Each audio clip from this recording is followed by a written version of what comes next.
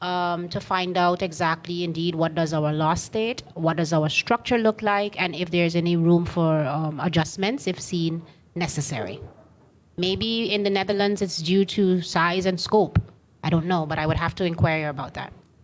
I think it is necessary for you to be able to indicate if you're talking about public school teachers or non-public school teachers.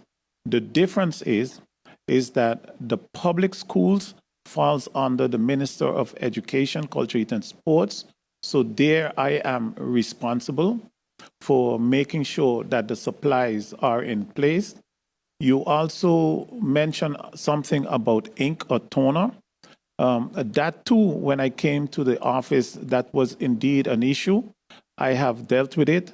And as a matter of fact, we have an order in. I think we have also paid for toner and ink, but because of the logistics, I knew that is a challenge for the company.